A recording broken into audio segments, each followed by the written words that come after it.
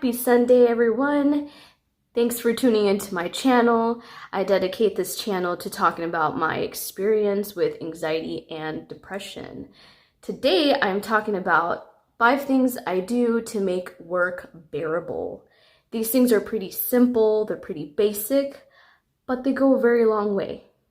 So, starting with number 1, I stay hydrated.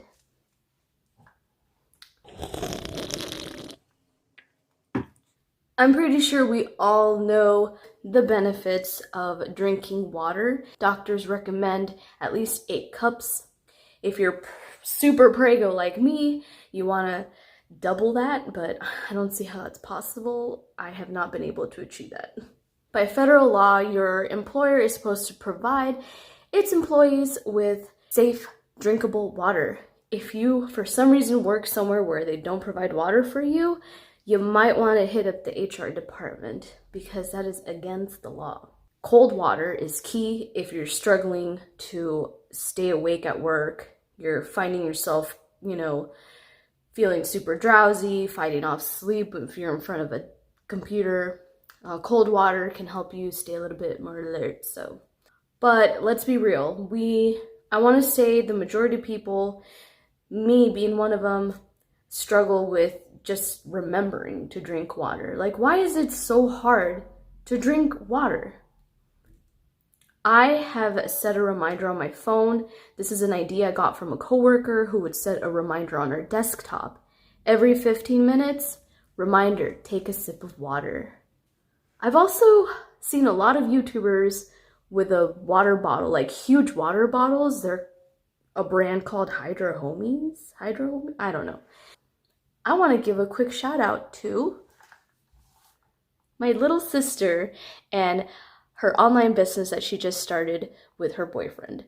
Now, this cup is a customized, decorated Starbucks cup. She sells these on her Etsy website, and there's many different designs, and they're super cute. Definitely go check it out.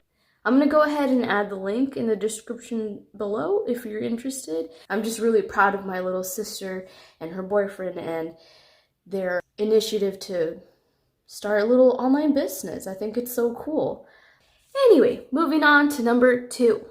I choose comfort over fashion always. Not just because I'm prego right now. This has always been my thing.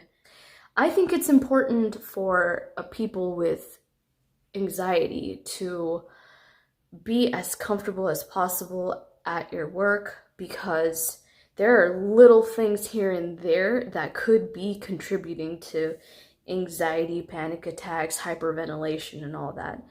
A few examples that I have experienced are wearing clothes that are too tight.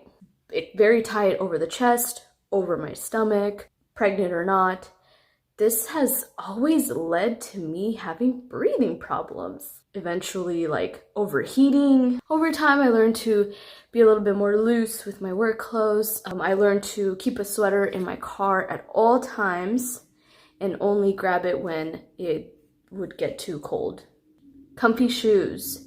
Oh, a must. Even if you have a desk job and you're sitting on your butt for almost 8 hours, you still want to wear comfy shoes because if you wear it too tight or, high heels, you're still going to end up getting home from work, taking those shoes off and having to rub your feet, So, desk job or not, I recommend comfy shoes.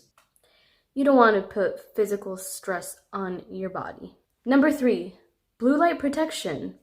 If you have a desk job where you're in front of a computer screen for almost 8 hours a day, blue light protection is so important.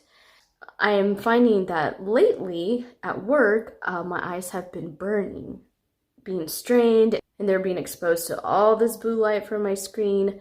I am actually about to invest in a blue light filter that I can put on the screen. I've used those before and they make a huge difference. How about some cushion for that butt? If you're having just a bad time in your seat and your butt hurts all the time, why not get a cushion? I have been looking through Amazon and a couple other apps to find used ones because I could care less for a new one. Also, a little cushion where you rest your wrists on your keyboard or even on your mouse. That's another thing that I've used in the past. Start feeling a little carpal tunnel. That really helps. Now, all these little things, a lot of times your employer will actually cover the costs of that. If not, I still think it's definitely worth investing in. Number 4, people, use your breaks. I know I use my breaks. I learned that quite a lot of people that I've worked with in the past could care less for their breaks. You could do so many things during your breaks besides eat. I use my breaks to get a good stretch and get a good walk, but also take all the attention and focus off work for a little bit. I go on my phone, go on Reddit or watch funny videos or text someone. Distract your mind off of work for a little bit.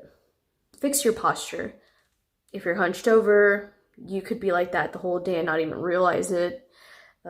If your muscles are all, tensed up, you don't realize that stuff until you take a break to pay attention to it. So use your breaks for that. And lastly, number 5, and it's one I talk about in like every other video, which is pack your lunch.